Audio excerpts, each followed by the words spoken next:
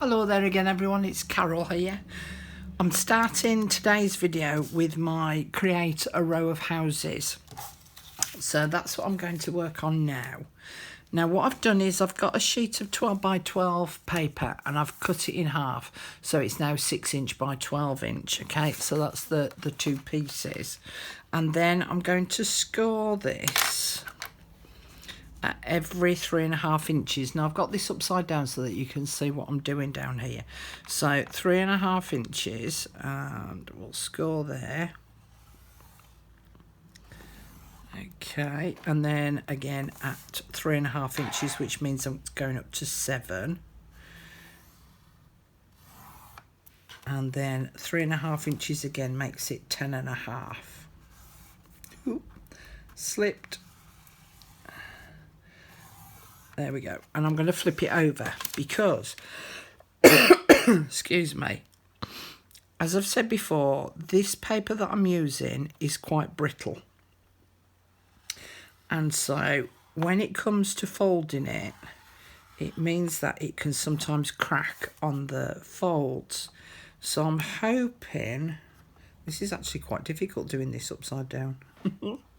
I'm hoping that with having 2 lots of scoring going on, that it will help to prevent that cracking.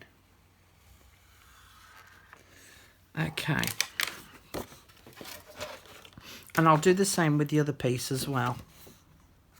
Now if it does crack, I've got my micropore out and I'll put that over the edge, so we'll see how things go. So I'm going to fold it concertina style.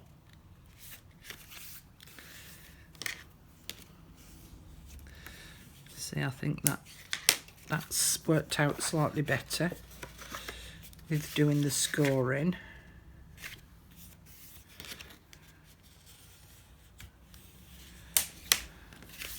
And then fold that last little bit over.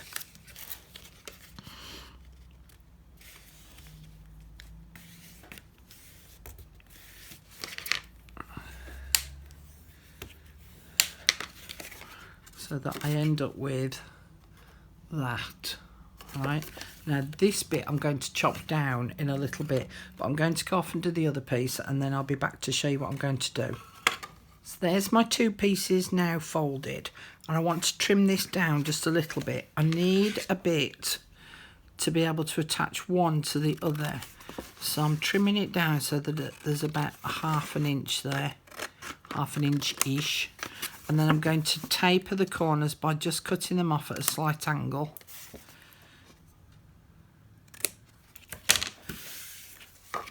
And then I can put glue on that.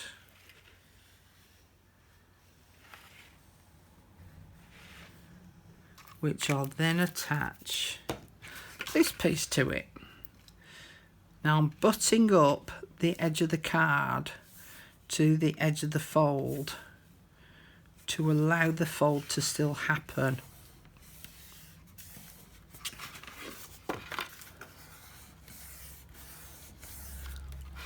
Okay, and so then that'll be like that, like that, like that, like that, and like that. Okay, now I'm going to cut these down into tag shapes. So I've got my little piece of plastic card and I've cut 2 angles off, different from each other, so I can either use a steep slant or a short slant. And I think, let me just, yeah, we're going to go with the long slant. So at the moment I'm just going to draw on there, flip it over, line it up on the top and on the side, and draw down there. Now for me to try and cut through all of those is not going to happen, so I'm going to take 2 and trim that off. And then the same on that one. But this time that can only go down to the fold. Okay. because then when I do the next two, I can use the bit that I've just cut as my guide and cut through those. I worked out how many I needed and I trimmed off the excess pieces over here that was left, so that basically this last piece is what's going to stick to my page, and then they will sit on top like that, and then they will open like so. Okay, but it means then that I can add something on each of those faces, but I can also then add some on those faces on the back as well. Okay, so what I did on my Google search was I was looking for paper houses and such like, looking for some inspiration and stuff, and I came across a website of which I can give you the website address, mainly because it's printed on there.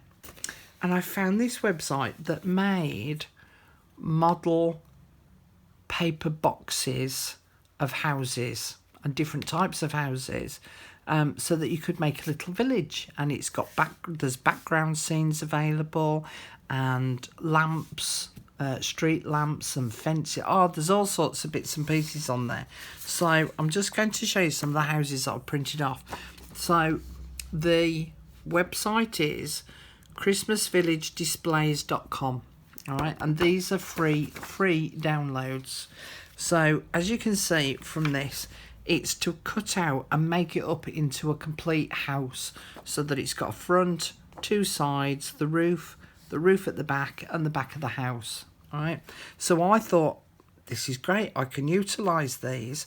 So what I thought of doing was cutting them out, and I'm not going to show you too many of these because you'll see when it all sort of comes together.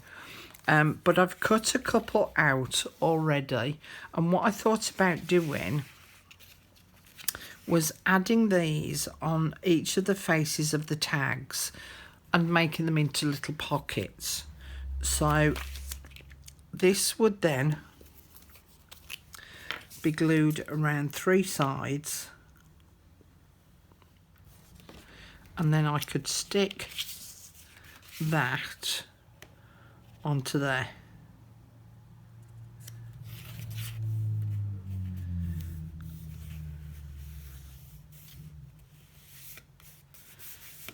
Okay, and then that would open out to reveal the next two houses. So I could put that one on there and again add that as a pocket.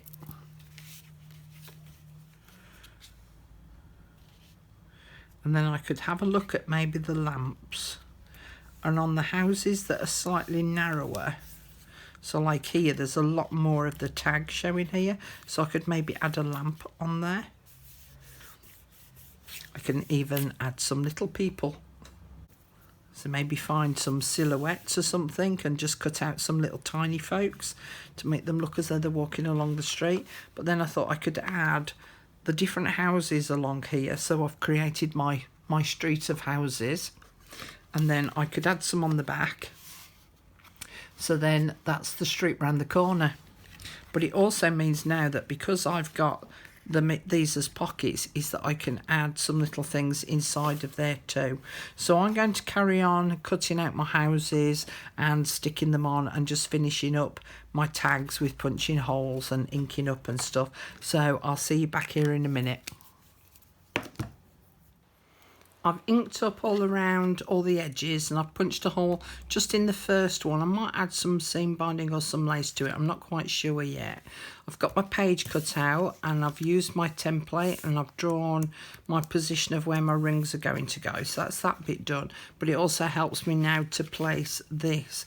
Now if I stick this on, as you can see, this is bouncing up. So I figured that I've cut a thin strip of paper about 1 inch wide, the same as this background paper, and I'm going to sit that behind and then wrap this around, and I'll probably add some magnets on here to hold it in place. But I thought if I find a street name I'll Google search a street name and maybe glue that in place on there, and then that will then open up. So this needs gluing onto the back of the tags, which is the bit that's going to stick to the page anyway. So if I just put some glue on there to just hold it in place, and then I can sit the back of the tags on top of that.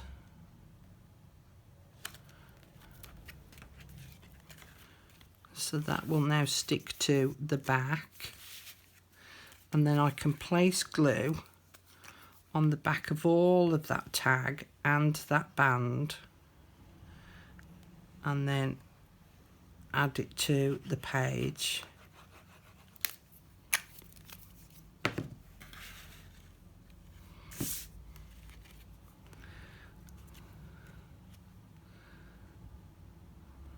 So probably about there.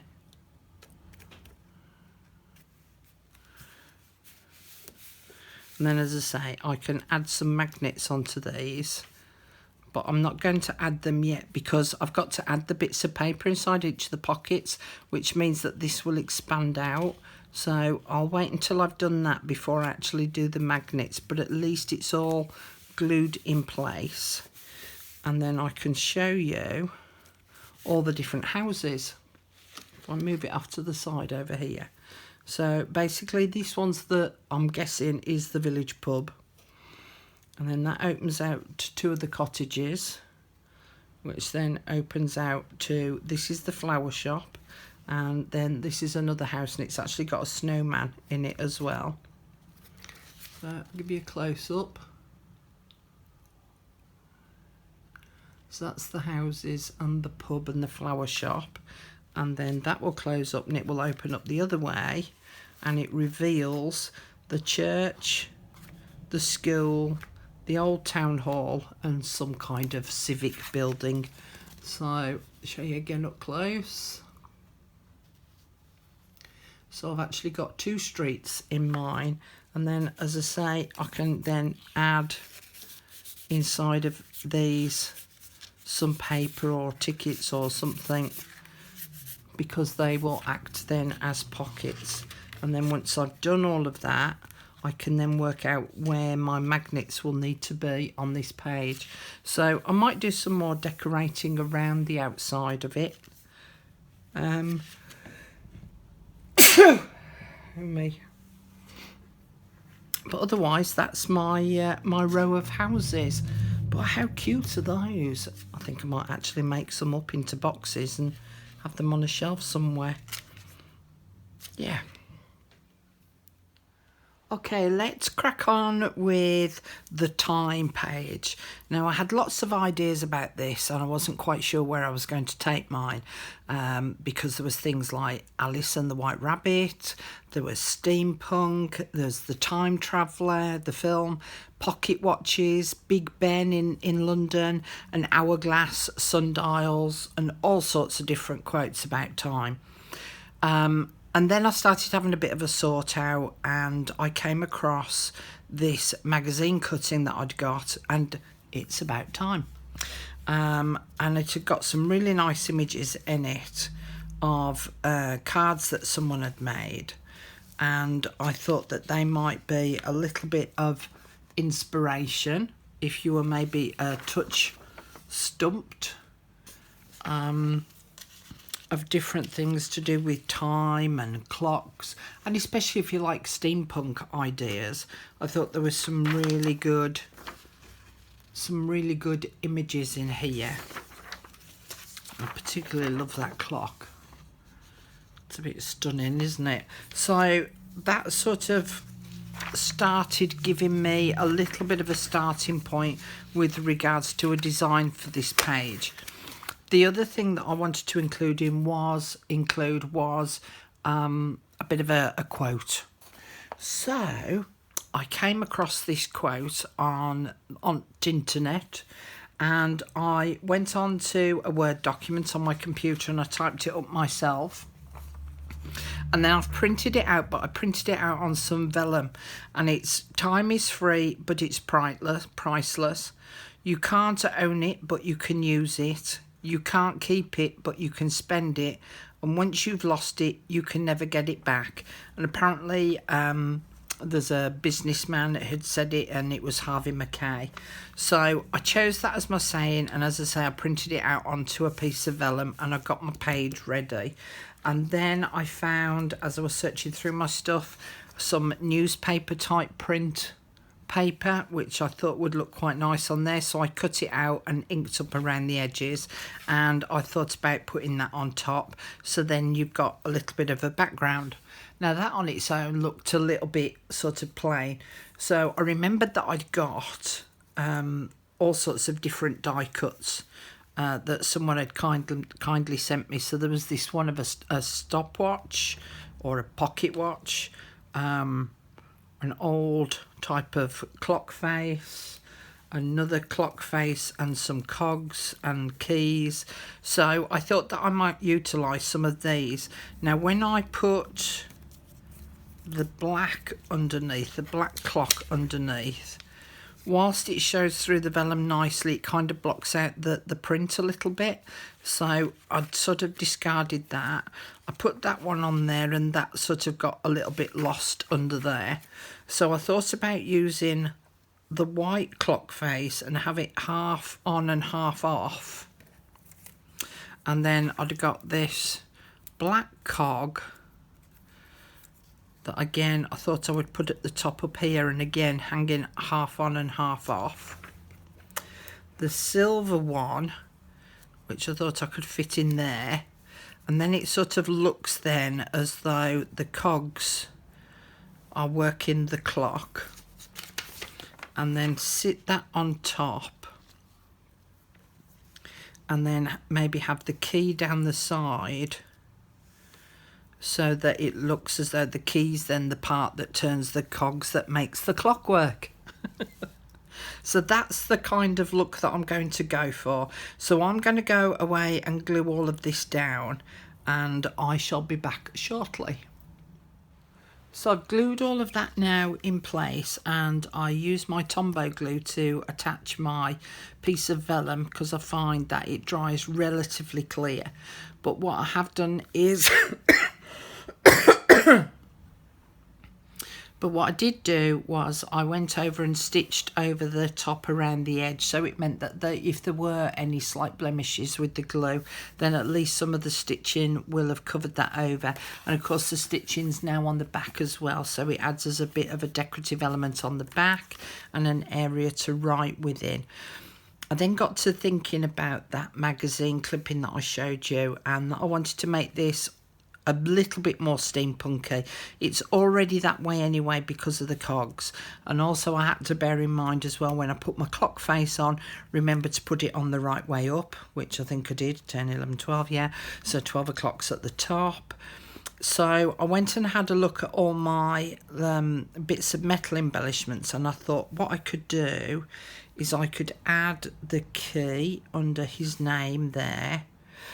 So I'm going to use my glossy accents for this, because I prefer using that on metal, and I actually like to attach glossy accents to the metal thing and then leave it for a little bit to just let the glue go off a little, and it prevents the glue from spreading too much when it's on your page. Then I found these metal corners, book corners, so I thought that I could add them on there and there. So we'll add some glue on the back of that, and because this is filigree, which means it's all cut out and a bit fancy, I've got to pick and choose little areas to put glue on so that the whole thing adheres to the paper. Okay, so that's that. And then the other thing that I found was I'd got some metal cogs, so I thought about adding those down this side instead of that key to make it look as though the cogs extend outside of the page, so I'm going to add those on as well. So I need to put some glossy accents on the back of those, and then hopefully by the time I've done that, that first bit of glue will have gone off just a little bit. Does that have a right and a wrong way? Let's have it that way, to be able to stick these in place. Lid, that's lid. It's my sign language for lid. Okay, so key first. In fact, let me see if using my tweezers might help. So otherwise I'm going to get my fingers all in the glue.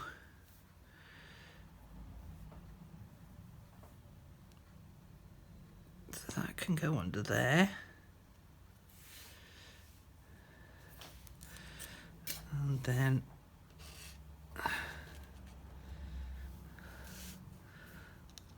that can go up there.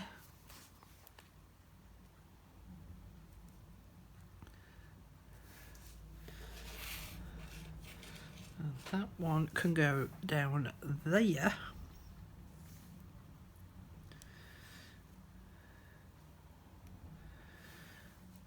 And then the cogs next.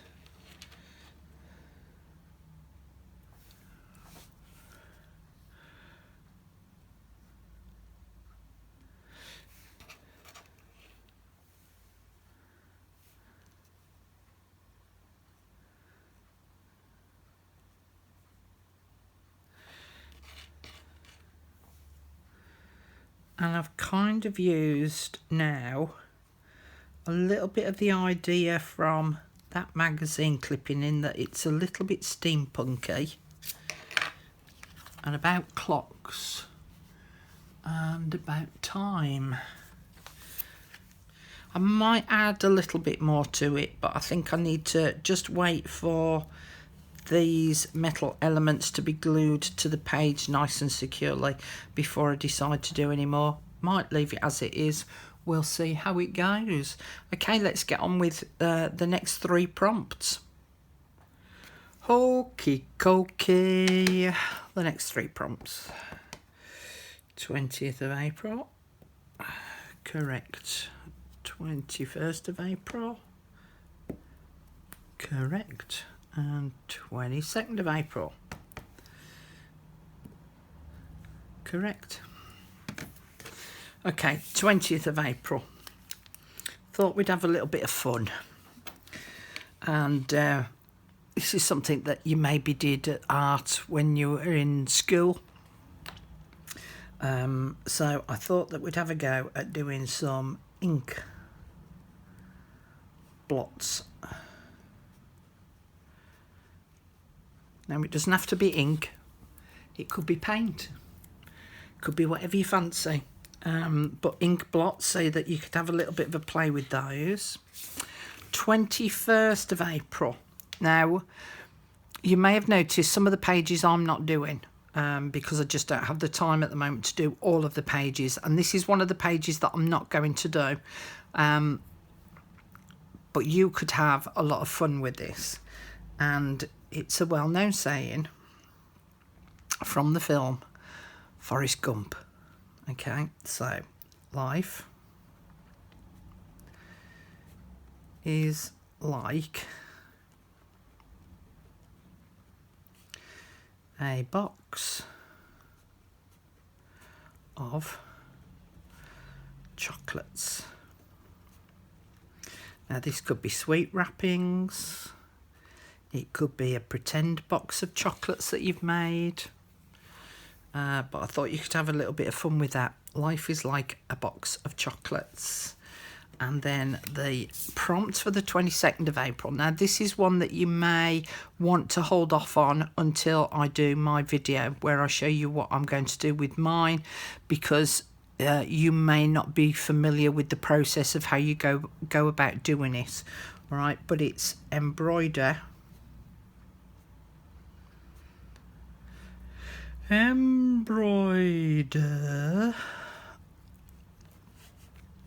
on a book page. Okay, so embroider on a book page. Now, as I say, with this third one, you might want to wait until you see my video because I'll go through a couple of different techniques with you, and especially about embroidery and embroidering on paper. All right, but there's 3 there that you can, well, 2 that you can definitely get your teeth into, and the third one, as I say, you might want to hang off on. But if you already know, then there's 3 for you to get your teeth into. Okay, there's going to be some pictures at the end. Thank you for joining me again today, and I'll see you all again later. Bye.